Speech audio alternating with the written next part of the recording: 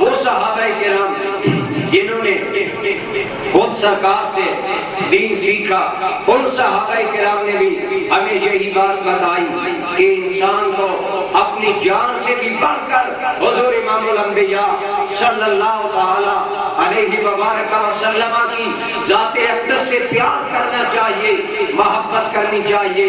برادران ذکر، آج جبکہ دانستہ نادانستہ طور پر ناموس رسالت پر حملے کیے جا رہے ہیں، عزت مصطفیٰ پر حملے کیے جا رہے ہیں، آج اس بات کی ضرورت ہے کہ اس پیار کو اجاگر کیا جائے، اس عقیدت نبوی کو بیدار کیا جائے اور امت مسلمہ کے نوجوانوں کے دلوں میں عشق الہی کی چنگاری کو گرفتار کیا جائے اور بتایا جائے کہ اور تو اور بات رہی، خدا کی قسم اگر کبھی جان پر بھی بنا ہے تو یہ جان بھی پیارے مصطفیٰ پر قربان کی جا سکتی ہے۔ صحابہ کرام رضوان اللہ تعالیٰ علیہ مجمعین، انہوں نے عملی طور پر ہمیں اس بات کا ثبوت دیا کہ ہمیں سرکار سے اپنی جان سے بھی بڑھ کر پیار کرنا چاہیے۔ برادران ذکر، میرے آقا و مولا صلی اللہ علیہ وسلم کے ایک صحابی ہیں جن کا نام ہے زید بن دسنہ، عمر 18 سال ہے، اسلام لائے، ایمان لائے، کفار نے گرفتار کر لیا، ابتداء اسلام کے ایام ہیں، جناب زید کو اپنی قید میں لے لیا اور حضرت زید بن دسنہ رضی اللہ تعالیٰ عنہ آپ کو کافر قتل کرنے پر آمادہ ہو گئے، آپ کو جان سے گزارنے پر آمادہ ہو گئے، اور اس حال میں جبکہ آپ کو قتل کے لیے لے جایا جا رہا ہے، قتل کرنے لے جایا جا رہا ہے، اس وقت کا ایک کافر آگے بڑھا اور کہنے لگا، اے زید اب تمہیں قتل کر دیا جائے گا، چند لمحوں کے بعد تیری زندگی کا چراغ گل ہو جائے گا، لیکن زید اب تو تیرے دل میں خیال آتا ہوگا کہ کاش میں بچ جاتا، میری جگہ میں نبی کو قتل کر دیا جاتا اور میری جوانی بچ جاتے۔ حضرت زید رضی اللہ تعالیٰ عنہ آپ جوش میں آئے، جلال میں آئے اور غصے میں آ کر اس کافر کو فرمانے لگے، اے کافر اپنا منہ بند کر، یہ بکواس نہ کر، تم تو یہ کہتے ہو کہ میں اپنی جوانی کو سرکار سے زیادہ پسند کرتا ہوں، مجھے اللہ رب العالمین کی قسم ہے جس نے میرے آقا کو نبی بنایا، اگر ایک جوانی نہیں 1000 جوانیاں ہوں میں انہیں بار بار قربان کر دوں گا، لیکن مجھے یہ بھی گوارا نہیں کہ میرے آقا کے پاؤں میں کانٹا بھی چبھ جائے۔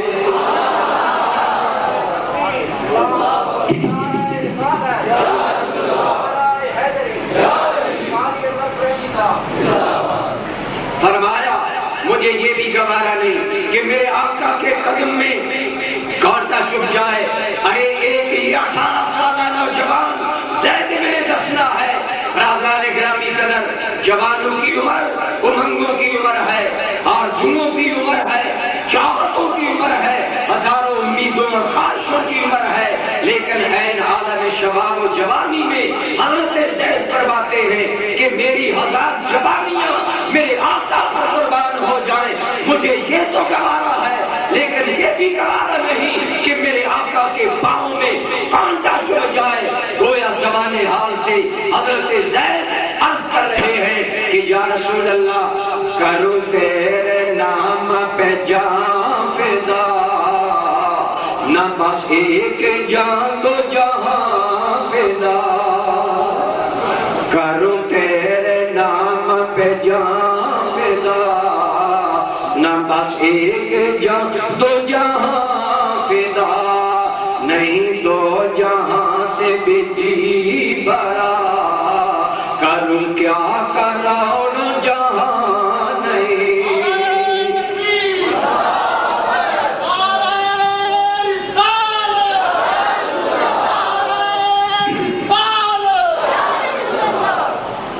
برادران ذکر، صحابہ کرام رضوان اللہ علیہ مجمعین نے دین سرکار سے سیکھا، ایمان اور قرآن سرکار سے سیکھا، اور صحابہ کرام کے دل میں یہ بات دل کی گہرائیوں میں اتر چکی تھی کہ سرکار کی ذات گرامی ہمیں جان سے بھی پیاری ہے۔ ارے خدا کی قسم، عشق مصطفیٰ کا عنوان کائنات میں صدیق اکبر کا نام نامی ہے، حضرت ابو بکر کا نام عشق مصطفیٰ کا ایک سمپل ہے کائنات میں۔ ارے آپ کو یاد ہوگا جب صدیق اکبر رضی اللہ تعالیٰ عنہ میرے آقا کو شب ہجرت غار ثور میں لے جاتے ہیں، غار ثور کی بلندی 3 میل ہے۔ آج بھی الحمدللہ جب میں حج پر حاضر ہوا، ہم چند نوجوان مل کر غار ثور پر گئے، لیکن برادران گرامی قدر 3 میل کی چڑھائی پر جانے کے لیے ہمارے ساتھ پانی بھی موجود ہے۔ کئی مرتبہ رکے، آرام کیا، پھر غار ثور میں جاتے ہیں۔ ارے جب بار بار آرام کرنا پڑا، دل میں خیال آیا، اے صدیق اکبر، تیرے عشق کو میرا سلام ہو، تیرے ان جذبوں کو میرا سلام ہو۔ اللہ کی قسم ہم خالی نہیں جا سکتے، لیکن صدیق تیرے کمال کو میرا سلام ہے کہ بار نبوت کندھے پر ہے اور آقا کریم کو اٹھا کر غار ثور میں لے جا رہا ہے۔ برادران گرامی قدر، جناب صدیق اکبر رضی اللہ تعالیٰ عنہ جب غار ثور تک پہنچے، عرض کیا میرے آقا ذرا ٹھہریے، میں غار کو تیار کر لوں۔ جب غار تیار کر لیا، ایک سوراخ بچ گیا، اپنی ایڑی جما لی، عرض کرنے لگے تعال یا رسول اللہ، میرے آقا آ جائیے، غار میں نے تیار کر دیا ہے۔ میرے آقا اندر تشریف لے گئے۔ برادران گرامی قدر، صدیق کی گود میں میرے آقا نے سر رکھ دیا۔ اب اس مقام پر دوستان گرامی قدر، مورخ کہتا ہے کہ سرکار تھک چکے تھے، سرکار آرام کرنے لگے، حضور سو گئے اور آپ نے آنکھیں بند کر لی، آپ آرام کرنے لگے۔ لیکن ایک عاشق کی بات سنیے، کتنی پیاری بات کرتے ہیں، کہتے ہیں سرکار نے سر ابو بکر کی گود میں رکھا۔ حضور جانتے ہیں کہ ابو بکر مجھے اٹھا کر لایا ہے، میرا ابو بکر تھک گیا ہے، اب ابو بکر کے لیے سکون کا سامان ہونا چاہیے، قرار جان کا سامان ہونا چاہیے۔ اور میرے آقا جانتے ہیں اگر ابو بکر کو قرار آتا ہے تو میرے دیدار میں آتا ہے، کیونکہ ابو بکر کہا کرتے تھے، آپ سے سوال کیا گیا ابو بکر کیا چیز تمہیں زیادہ پسند ہے؟ حضرت صدیق اکبر نے جواب دیا النظر الی وجہ رسول اللہ، آقا میرا جی چاہتا ہے تیرے جلوے سامنے ہو، آپ کا چہرہ سامنے ہو، ابو بکر چپٹکی باندھ کر دیدار کرتا رہے۔ گرامی قدر، وہ عاشق صادق بڑی پیاری بات لکھتے ہیں کہ صدیق اکبر تھک چکے تھے اور سرکار جانتے تھے کہ ابو بکر کے لیے قرار جان میرا دیدار ہے، اور اگر میری آنکھیں کھلی رہیں گی تو سراپائے ادب و احترام مستعد عشق مصطفیٰ نبی ابو بکر میری جانب اپنی آنکھ نہیں اٹھائے گا۔ لہٰذا میرے آقا نے کیا کام کیا، اپنا سر ابو بکر صدیق کی گودی میں رکھ کر آنکھیں بند کر دی، گویا زبان ہاتھ سے کہہ دیا اے میرے تھکے ہوئے یار، اپنی جان کے قرار کا سامان کر لو، مجھے پتا ہے تیری جان کا قرار میرا دیدار ہے۔ میرے آقا نے آنکھیں بند کر لی اور صدیق اکبر میرے آقا کا دیدار کر دیا۔ کیا خوب بات حضرت اقبال نے کہی، فرماتے ہیں ادائے دید سدا پانے آز تھی تیری، ادائے دید سدا پانے آز تھی تیری، کسی کو دیکھتے رہنا نماز تھی تیری۔ ابو بکر صدیق اپنے آقا کا دیدار کر رہے ہیں، اسی دیدار میں ادھر سانپ ڈسنے لگا، اس کا زہر آپ کے بدن میں آنے لگا، سرایت کرنے لگا۔ عقل بار بار کہتی ہے ابو بکر ایڑی ہٹا لو، جان جائے گی۔ عشق کہتا ہے جان جاتی ہے تو جائے، آقا کا احترام نہ جانے پائے، جان جاتی ہے تو جائے، آقا کے محبت کی لاج نہ جانے پائے۔ ابو بکر صدیق آقا کا دیدار کر رہے ہیں، لیکن برادران گرامی قدر جب زہر زیادہ ہو جاتا ہے اور درد شدید ہو جاتا ہے، حضرت صدیق اکبر رضی اللہ تعالیٰ عنہ عالم بے کلی میں، عالم بے اختیاری میں آپ کی آنکھوں سے آنسو منڈائے۔ جب گرم آنسو میرے آقا کے چہرے پر آتا ہے، حضور نبی رحمت صلی اللہ علیہ وسلم نے آنکھ کھولی، فرمایا ابو بکر کیا ہوا؟ عرض کرنے لگے آقا کوئی چیز نس رہی ہے، آقا شدید درد ہو رہا ہے۔ دوستان گرامی قدر ابو بکر کی جان پر بل آئی ہے، لیکن ایڑی کو حرکت نہیں دے رہا۔ ارے میرا صدیق دنیا کو پیغام دے رہا ہے، دنیا والا میں تو جان بھی یار پر بارے بیٹھا ہوں۔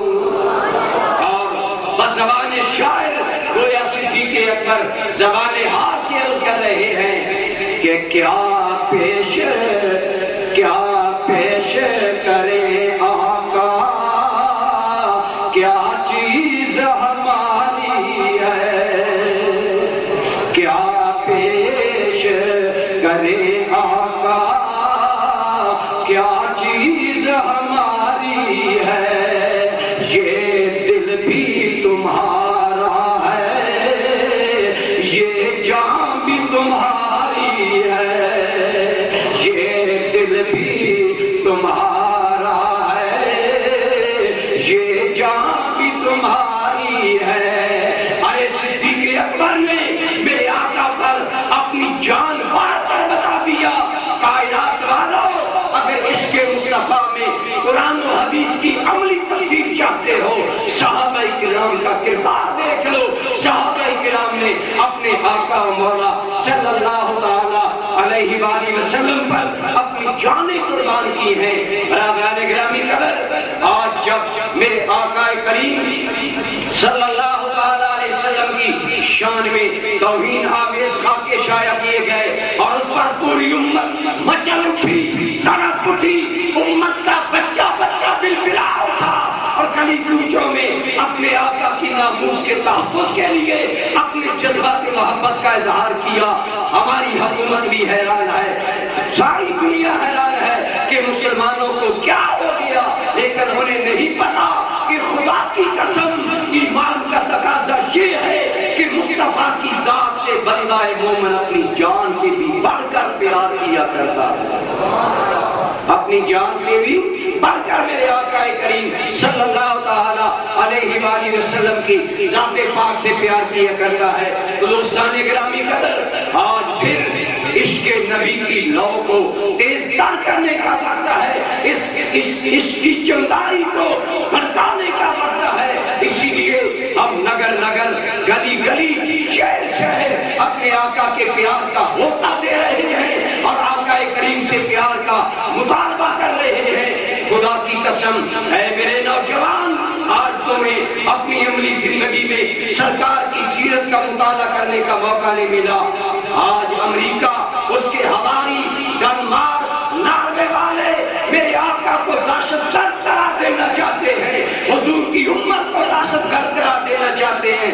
اے کاش کبھی وہ اپنے وڈیروں کا کلام پڑھتے، اپنے ہی محققین کی سے سنتے کہ محمد کریم کیسے انسان ہے۔ بالکل ماضی قریب میں مائیکل ہارٹ نے جو کتاب لکھی دی 100 دنیا کے بڑے انسان، اس کے اندر اس نے ٹاپ آف لسٹ جو سب سے بڑے انسان کے طور پر نام لکھا، وہ تیرے میرے آقا و مولا حضور کا نام نامی لکھا، آپ کا اسم گرامی لکھا اور لکھا کہ محمد بن عبداللہ کائنات کا سب سے بڑا مصر انسانیت ہے اور انسان کائنات میں سب سے بڑا ہے۔ جب اس کی یہ کتاب مارکیٹ میں آئی تو اس سے اخبار نویسوں نے، صحافیوں نے انٹرویو لینا چاہا۔ اے مائیکل ہارٹ، تم عیسائی ہو، کلمہ عیسیٰ کا پڑھتے ہو، لیکن اچھا انسان، محسن انسانیت اور اعلیٰ انسان تم محمد بن عبداللہ کو قرار دیتے ہو، اس کی وجہ کیا ہے؟ تو اس نے جواب دیتے ہوئے کہا تھا، اس نے کہا کہ اے یورپیو، اے انگریزو، یہ سچ ہے کہ میں کلمہ عیسیٰ عیسیٰ کا پڑھتا ہوں، لیکن جب میں نے کتاب لکھی تو زمین کی آواز کے مطابق کتاب لکھی، اور میں اعلان کرتا ہوں کہ یہ میں نے بات تسنو، بناوٹ، دکھلاوے یا کسی اور وجہ سے نہیں کی ہے، میں نے یہ بات دل کی گہرائیوں سے کی ہے، اور آج بھی میں کہنا چاہتا ہوں کہ it is voice of my soul that Muhammad is the greatest human in the world. میری روح بھی پکار کر کہتی ہے محمد کائنات کا سب سے اچھا انسان ہے۔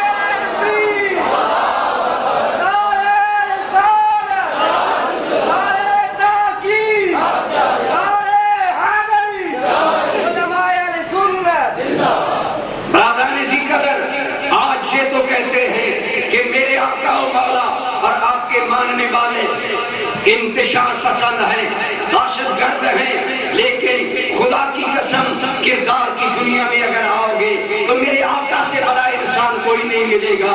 یہی وجہ ہے اس مائیکل ہارٹ نے سب سے اوپر سرکار کا نام لکھا، پھر حضرت فاروق اعظم کا نام لکھا، تیسرے نمبر پر حضرت عیسیٰ کا نام لکھا۔ ارے تمہارے اکابر تو میرے آقا کے غلاموں کی انسانیت کے بھی قائل ہیں، اور انہوں نے تسلیم کیا کہ محمد عربی کے غلام بھی بہت اچھے انسان ہیں۔ اے کاش آج انصاف کو دیکھا جاتا، باقی رہا کہ میرے آقا کریم اور آپ کے ماننے والے دہشت گرد ہیں یا نہیں، تو کردار دیکھ لیجئے۔ آج افغانستان میں امریکہ کا کردار دیکھیں، آج عراق میں امریکہ کا کردار دیکھیں، آج امریکہ دنیا پر ظلم، بونس، دھاندلی اور منافلی کر رہا ہے، لیکن خدا کی قسم آج یہ دوستان گرامی قدر تھوڑی سی مدت قبل جرمنی کا ایک ڈاکٹر مسلمان ہوا، اس کی رودات نوائے وقت اخبار میں آئی کہ وہ مسلمان کیوں ہوا۔ جب اس سے سوال کیا گیا، بات میں یہ کرنا چاہتا تھا، آج ہمارے پاس سیرت رسول اللہ پڑھنے کے لیے کوئی ٹائم نہیں، آج کے نئے نوجوان کے پاس سسپینس پڑھنے کے لیے ٹائم ہے، آداب عرض پڑھنے کے لیے ٹائم ہے، سلام عرض پڑھنے کے لیے ٹائم ہے، اے سیرت رسول اللہ پڑھنے کے لیے تیرے میرے پاس ٹائم نہیں ہے۔ لیکن غیروں نے کتنا ڈیپلی میرے آقا کی سیرت کا مطالعہ کیا، انتہائی کریٹیکل مائنڈ سے، تنقیدی ذہن سے میرے آقا کی زندگی کا مطالعہ کیا۔ جرمنی، وہی جرمنی جہاں آج میری آنکھ، آج میری قوم کے آنکھوں کے تارے مرچی ماں کو شہید کر دیا گیا اور ناموس رسالت پر قتل کر دیا گیا۔ ارے جس جرمنی میں آج میرے آقا کے غلام کو شہادت کی موت سلا دیا گیا، وہیں کا ایک ڈاکٹر مسلمان ہوتا ہے۔ جب اس سے سوال کیا گیا تیرے مسلمان ہونے کی وجہ کیا ہے، سنیے برادران گرامی قدر وہ کیا وجہ بیان کرتا ہے۔ وہ کہتا ہے لوگوں، میں نے تنقید کے لیے، اعتراض کرنے کے لیے، نکتہ چینی کرنے کے لیے سیرت محمدی کا مطالعہ کیا، حضور کی زندگی کا مطالعہ کیا، بڑی انتہائی گہرائی سے میں حضور کی سیرت کو پڑھتا گیا، دیکھتا چلا گیا۔ وہ کہتا ہے اے لوگوں، میں نے دنیا کے بڑے بڑے بادشاہوں کی زندگی پڑھی، دنیا کا کوئی بھی فاتح جب وہ فاتح ہوتا ہے، فتح پا لیتا ہے، وہ اپنا روب، اپنا دبدبہ، اپنی ناموری، اپنی شہرت چاہتا ہے۔ ارے آپ کو یاد ہوگا جب امریکہ بہادر نے بیچارے بالکل بے دست و پا افغانیوں کو تہتے کر دیا، تو یہ بش دنیا کا آج یہ ظالم انسان مولا امریکہ کو چھپایا نہیں جا سکتا۔ گویا تکبر اور تعالی کا نعرہ بلند کیا، تکبر کا اظہار کیا۔ وہ جرمنی کا ڈاکٹر کہتا ہے جب بھی کوئی فاتح ہوتا ہے، جب بھی کوئی غالب آتا ہے، وہ اپنی بہادری کا اعلان کرتا ہے، وہ اپنی عزت کا طالب ہوتا ہے، وہ شہرت کا طالب ہوتا ہے۔ لیکن دنیا والا، مجھے اللہ کی قسم، میں نے آمنہ کے لال کو دنیا میں انوکھا انسان پایا ہے۔ کہتا ہے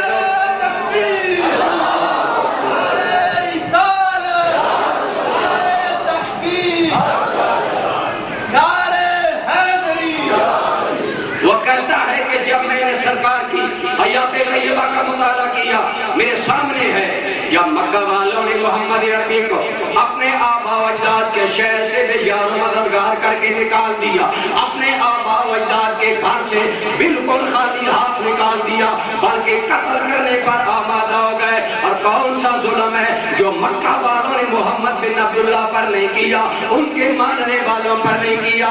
لیکن جب 8 سال کے بعد محمد بن عبداللہ فاتح بن کر آتا ہے، میں بڑا تنقید سے مطالعہ کرتا جا رہا تھا، لیکن جب میں نے پڑھا کہ جب رسول اللہ مکہ میں داخل ہوتے ہیں تو حضور کا عالم کیا ہے، حضور کی ذات میں نہ تکبر ہے، نہ تعالی ہے، نہ بڑائی ہے، نہ کوئی اور دعویٰ کرتے ہیں، بلکہ کہتا ہے حیرانگی سے میں حیران رہ گیا کہ جب رسول اللہ مکہ میں داخل ہوتے ہیں، حال یہ ہے کہ جس اونٹنی پر سرکار سوار ہے، آپ کا سر مبارک آنسی سے اتنا جھک گیا ہے کہ پالان سے سر مس ہو رہا ہے، گویا محمد جب مکہ میں آتا ہے عاجزی کا پیکر بن کر آتا ہے۔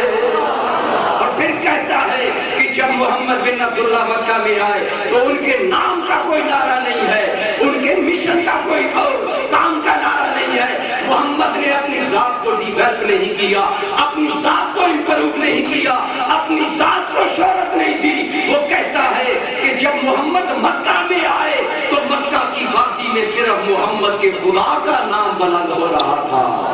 میں سمجھ گیا کہ یہ دنیا کا طالب ہوتا اپنا نام بلند کرواتا، اپنے نعرے بلند کرواتا، اپنی عزت کا طالب بنتا، لیکن یہ تو خدا کا نام بلند کروا رہا ہے۔ اور پھر جب آگے چل کر میں نے دیکھا تو میں نے دیکھا کہ وہی مکہ کی تاریخ ہے۔ ایک دن محمد بن عبداللہ مکہ کے کلید بردار، چابی بردار عثمان بن طلحہ کو کہتے ہیں، اے عثمان مجھے چابی دو، میں بیت اللہ کے اندر جا کر عبادت کرنا چاہتا ہوں۔ لیکن وہ عثمان کہتا ہے، اس وقت قریش کا زور تھا، کفار کا غلبہ تھا مکہ مکرمہ میں۔ وہ عثمان کہتا ہے، اے محمد بن عبداللہ ہر فرد کو چابی مل سکتی ہے لیکن تمہیں چابی نہیں مل سکتی۔ فرمایا کیوں؟ کہنے لگا تم نے ہمارے معبودوں کا انکار کیا، تم نے نیا دین پیش کیا، لہذا تمہیں چابی نہیں مل سکتی۔ ارے دوستو، میرے آقا نے اسی وقت عثمان بن طلحہ کا ہاتھ پکڑا، ہاتھ پکڑ کر کہا، عثمان میری بات غور سے سنو، ایک دن آئے گا کعبہ کی چابی میرے ہاتھ میں ہوگی، میں محمد جس کو چاہوں گا یہاں پر رکیے۔ عثمان بن طلحہ مجسمہ حیرت بن گیا، یہ محمد آج جس کے ساتھ کوئی جمعیت نہیں، کوئی پاور نہیں، انہیں میں چابی نہیں دے رہا، ان کے ہاتھ میں چابی آئے گی۔ ارے آئے گی تو کیسے آئے گی؟ سوال کرنے لگا، اتذل القریش، اے محمد جب تمہیں چابی ملے گی کیا قریش ذلیل ہو جائیں گے؟ کیا انہیں ہمارے سرداروں کی پگڑیاں ہاتھ میں مل جائے گی؟ ان کی عزت و ناموس ختم ہو جائے گی؟ خدا کی قسم اس پیکر شرافت کا جواب تو دیکھیے۔ فرمایا عثمان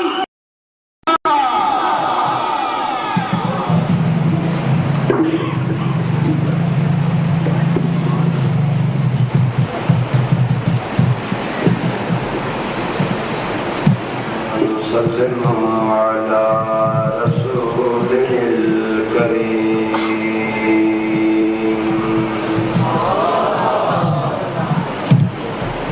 وعلى آله وأصحابه أجمعين۔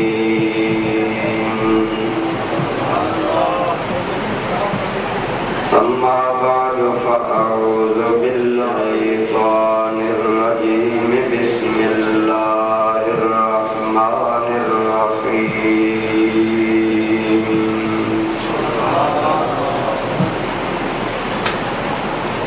النبي أولى بالمؤمنين من أنفسهم،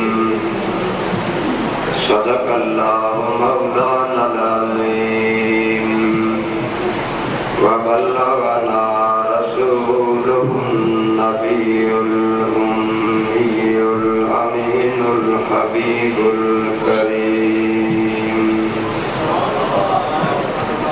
تمام احباب، محبت و پیار شوق سے دوسری پاک کریں اللہم صلی اللہ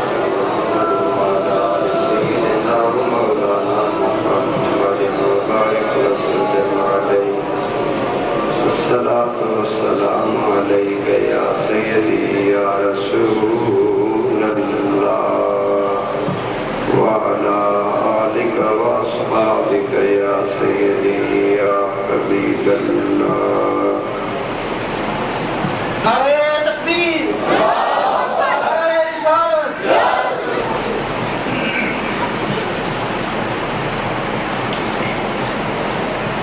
زیب مسند صدارت عزت مآب منظور نظر حضور ضیاء الامت حضرت قبلہ علامہ پیر مختار احمد ضیاء صاحب دامت برکاتکم العالیہ رونق مسند سیادت عزت مآب پیر طریقت رہبر شریعت حضرت قبلہ پیر آفتاب حسین شاہ صاحب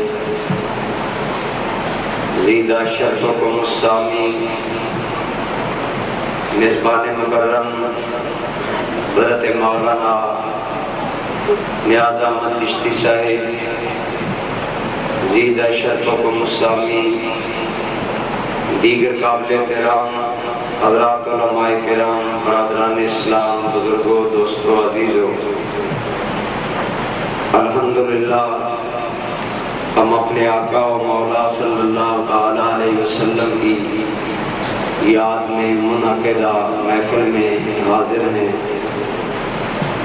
اور میں نے اظہار خیالات کے لیے چند کلمات طیبات قرآن کریم میں سے تلاوت کرنے کا شرف حاصل کیا ہے ارشاد باری تعالی ہے النبی اولا بالمؤمنین من انفسہم کہ نبی کریم صلی اللہ علیہ وسلم کی ذات گرامی ایمان والوں کے نزدیک ان کی جانوں سے بھی زیادہ محبوب مقدم اور قریب ہے برادران گرامی قادر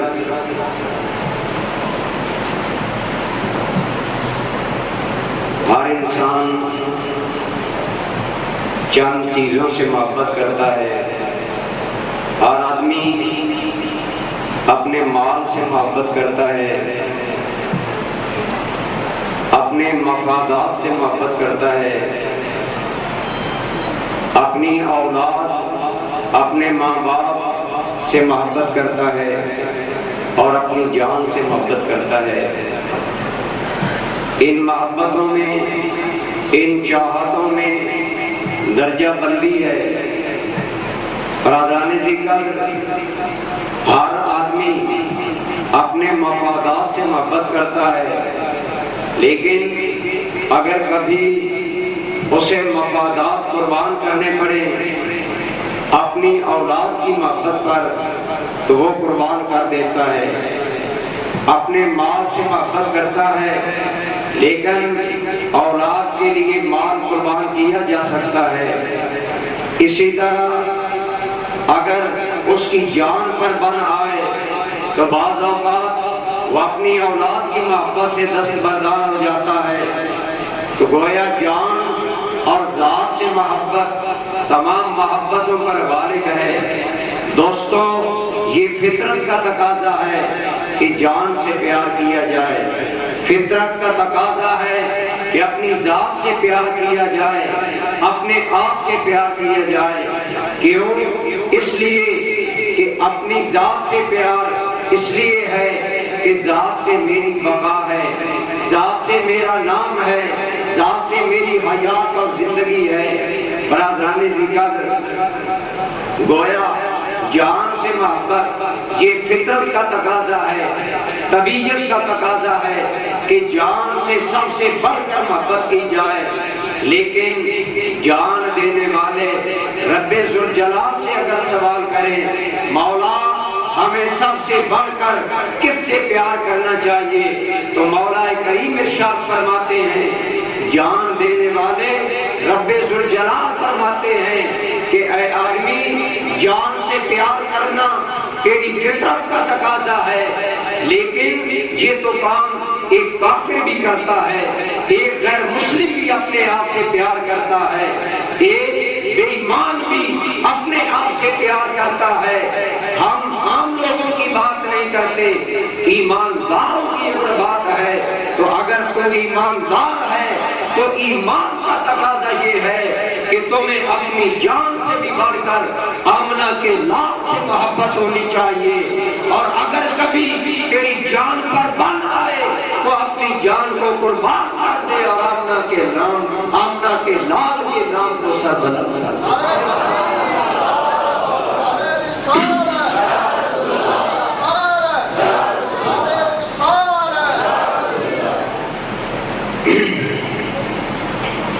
برادران گرامی قدر، اللہ تعالیٰ نے یہی حقیقت اس آیت کریمہ میں ارشاد فرمایا النبی اولیٰ بالمؤمنین من انفسہم، کہ نبی کریم کی ذات گرامی ایمان والوں کے نزدیک ان کی جان سے بھی زیادہ محبوب ہے، پسندیدہ ہے۔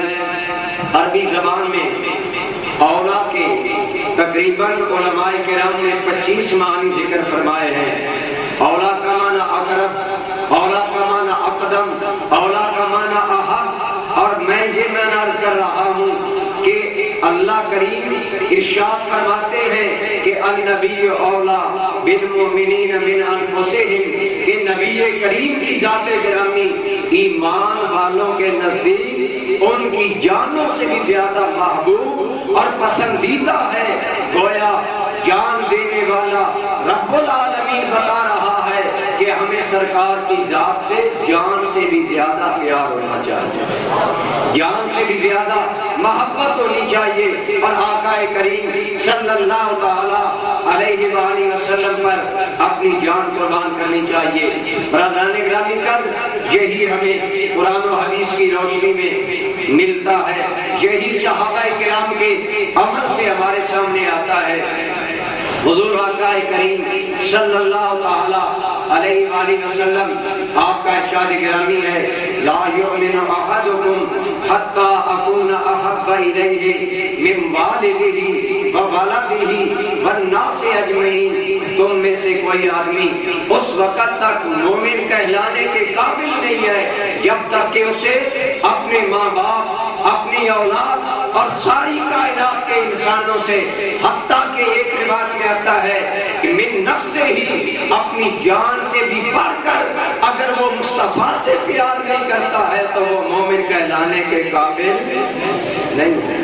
برادران ذی قدر، یہی بات ہمیں قرآن و حدیث سے ملتی ہے، اور وہ صحابہ کرام جنہوں نے خود سرکار سے دین سیکھا، ان صحابہ کرام نے بھی مسلم ہے ارمان نکل جائے، مرنا کو مسلم ہے ارمان نکل جائے۔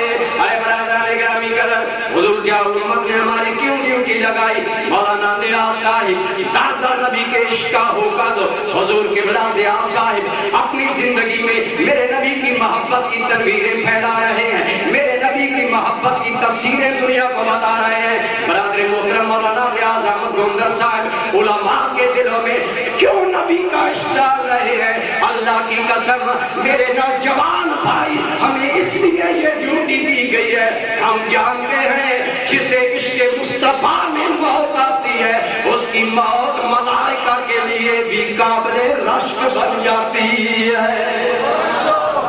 میرے آقا کریم صلی اللہ علیہ وآلہ وسلم کے ایک اور غلام ہیں، ان کا نام ہے حضرت طلحہ۔ بولی کیا نام ہے؟ حضرت سارے بولے کیا نام ہے؟ حضرت طلحہ۔ ان کا گھر مدینہ منورہ سے 3 میل دور ہے۔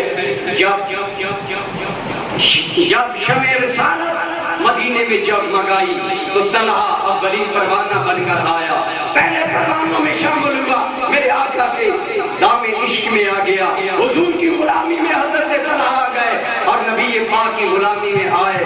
صبح آتے ہیں، ساری نمازیں بھی سرکار کی بات کے پیچھے پڑھتے ہیں، خدا کی عبادت بھی کرتے ہیں، اپنے محبوب آقا کی زیارت بھی کرتے ہیں۔ سارا دن حضرت طلحہ کا یوں ہی گزر جاتا ہے۔ ابھی گھر والے اسلام قبول نہیں کرتے، وہ ابھی حالت بے ایمانی میں ہیں۔ برادران گرامی قدر، چند دنوں کے بعد حضرت طلحہ نظر نہ آئے، میرے آقا کریم لجپال نے پوچھا، اے لوگوں مجھے طلحہ نظر نہیں آیا۔ عرض کیا گیا، یا رسول اللہ طلحہ تو بیمار ہے۔ میرے آقا کریم نے کرم نوازی کی، بندہ نوازی کی۔ آپ نے فرمایا، اے صحابہ کرام آؤ چلو طلحہ کی تیمارداری کر کے آتے ہیں۔ ارے خدا کی قسم میرے سنی بھائی، آج تم اور میں ہزار تمنا سے یہ شعر پڑھتے ہیں کہ یا رسول اللہ سنا ہے آپ ہر عاشق کے گھر تشریف لاتے ہیں، میرے گھر میں بھی ہو جائے چراغ یا رسول اللہ۔ میرے آقا روحانی طور پر جلوہ گری کرتے ہیں، ارے تیری تمنا میری تمنا، اے کاش میرے گھر میں جلوہ گری ہو جائے، میرا گھر رس کے جنت بن جائے، لیکن تیری میری تو تمنا ہے اس طلحہ کے مقدر کا کیا عالم ہے جس کے گھر میں میرے آقا تشریف لے جا رہے ہیں۔ حضرت طلحہ بیمار ہے، میرے آقا پہنچے، حضرت طلحہ کی تیمارداری کی، سرکار نے بھام لیا، حضرت طلحہ کی حالت نازک ہے، آپ واپس تشریف لائے۔ حضرت طلحہ نے باقی صحابہ کو بلایا، بلا کر فرمایا، اے میرے دوستو میرے گھر والے بے ایمان ہیں، تم میرا خیال رکھنا، لیکن ایک میری وصیت یاد رکھنا، اگر میری موت رات کو آ جائے حضور کو میری موت کی اطلاع نہ دینا۔ انوکھا عاشق ہے، کون نہیں چاہتا کہ میرے جنازے پر میرے آقا کریم جلوہ گر ہو تو میرا مرنا بھی میرے لیے قابل رشک بن جائے۔ لیکن طلحہ کہتا ہے، اے لوگوں اگر رات کو میری وفات ہو جائے، اگر رات کو میری موت آ جائے حضور کو آگاہ نہ کرنا۔ صحابہ کرام نے پوچھا کیا وجہ ہے؟ فرمانے لگے اگر تم سرکار کو بتاؤ گے ہو سکتا ہے سرکار کرم نوازی کرے، بندہ نوازی کرے، میرا جنازہ پڑھانے کے لیے آئے۔ راستے میں یہودیوں کی بستیاں ہیں، ان کے دلوں میں میرے آقا کی عداوت کا، میرے آقا کی دشمنی کا بیج ہے۔ یہ ظالم میرے آقا کو تکلیف پہنچانے کا موقع تلاش کرتے ہیں، ایسا نہ ہو میرے آقا میری جانب آئے، میری وجہ سے میرے آقا کو کوئی نقصان پہنچے۔ اے لوگوں تم خود ہی میرا جنازہ پڑھا دینا، میرے آقا کو میرے کریم کو میری وجہ سے تکلیف نہ دینا۔ مجھے مرتے ہوئے بھی یہ گوارا نہیں کہ میری وجہ سے میرے آقا کو کوئی تکلیف پہنچے۔ حضرت طلحہ کا وصال باکمال ہو جاتا ہے، صحابہ نے حسن وصیت حضرت طلحہ کو دفن کر دیا۔ جب میرے آقا کو صبح پتہ چلا تو دوستو کیا فرمایا میرے آقا نے؟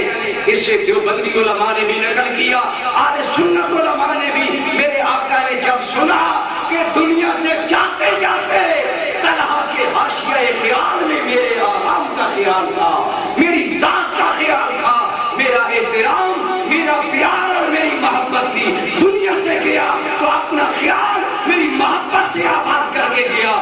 بے ساختہ امام الانبیاء کے ہاتھ اٹھے، وہ آپ جب اٹھے تو رحمت خدا بندی جوش میں آ جائے، وہ میرے آقا کے ہاتھ اٹھے اور جو دعا مانگی سنیے، خدا کی قسم قابل رشک دعا ہے۔ میرے آقا کریم صلی اللہ علیہ وسلم آپ نے دعا مانگی، اللہم لا کے ہو انت تدحق الیہ فإنہ یدحق الیک۔ میرے مولا میرا طلحہ تیری بارگاہ میں آ رہا ہے، اس کا دل میرے پیار سے آباد تھا، میرے عشق سے آباد تھا۔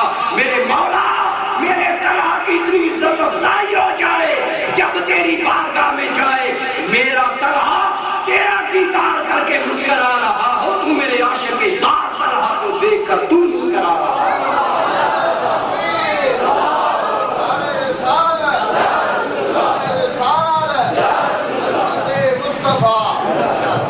ارے میرے نوجوان، میں کیوں آج اس کے رسول کا پیغام دینا چاہتا ہوں، اگر تو دل کی تختی پر نبی کے عشق کو کندھا کر کے مرے گا، خدا کی قسم میرے آقا نوازیں گے۔ بتائیے جس کے بارے میں میرے آقا کہے میرے مولا وہ آئے، وہ تیرا دیدار کر کے مسکرائے، تو میرے اس غلام کو دیکھ کر مسکرائے، بتائیے اس کی عزت کا عالم کیا ہوگا۔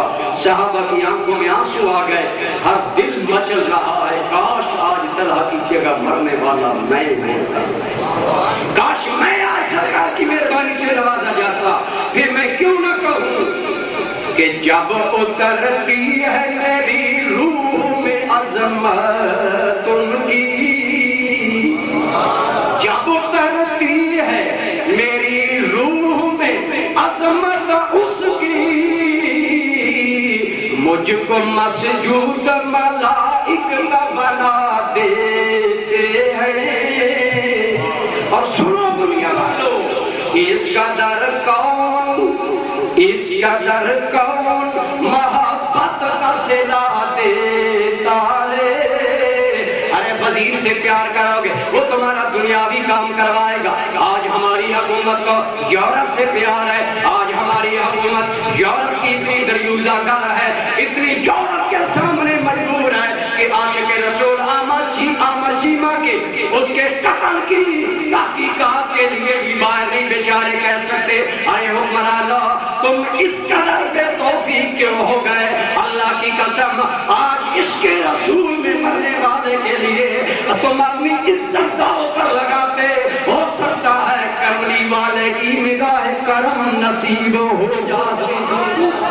تو سن لے یہ امت جب تک زندہ ہے اپنے آقا کی عزت، ناموس، عصمت اور آل پر حلف نہیں جانے دے گی۔ اور ایک عامر چیمہ نہیں، اس قوم کے بدن سے لاکھوں عامر چیمے جنم لیں گے اور بتا دیں گے کہ ہماری جان ہماری آن گنبد خطرہ پر قربان ہے۔ اور میں کیا کر رہا ہوں، میں کیا کر رہا ہوں کہ ہم کیوں سرکار سے پیار کرتے ہیں۔ آج ہو سکتا ہے اب ان کی نمائندے کہیں یہ مجنون ہیں، یہ نبی کے عشق کی بات اس دور میں کرتے ہیں۔ انہیں بتانا چاہتا ہوں سنو، ہم آقا سے پیار کیوں کرتے ہیں، کیوں پیار کی دعوت دیتے ہیں کہ اس کا در کون محبت کا صدا دیتا ہے۔ ارے میں تو اس کا بندہ ہوں جو بندے کو خدا دیتا ہے۔ جب میرے نبی کا بن جائے گا خدا تیرا بن جائے گا اور خدا راضی ہو جائے گا۔ برادران گرامی قدر، آج ہمارے جملہ بتوں کا مداحہ محبت رسول میں ہے، عشق رسول میں ہے۔ ارے میرے آقا کے عشق میں تڑپنا سیکھ، مچلنا سیکھ۔ خدا کی قسم جب عامر چیمہ کے بارے میں نے پڑھا تو اقبال کا یہ شعر مجھے یاد آیا۔ مانا ہم علمی پاور ہونے کے باوجود آج مجبور ہیں، آج مقہور ہیں۔ ایک آدمی ڈنڈے سے پوری قوم کو غلام بنائے ہوا ہے، ہماری آواز بلند نہیں ہو رہی، لیکن الحمدللہ اگر جوان ہو میری قوم کے جسور و مجبور، کلندری میری کچھ کم سکندری سے نہیں۔ اگر ہماری قوم میں ایسے نوجوان پیدا ہوتے رہیں گے تو یہ قوم ہمیشہ زندہ جاوید رہے گی۔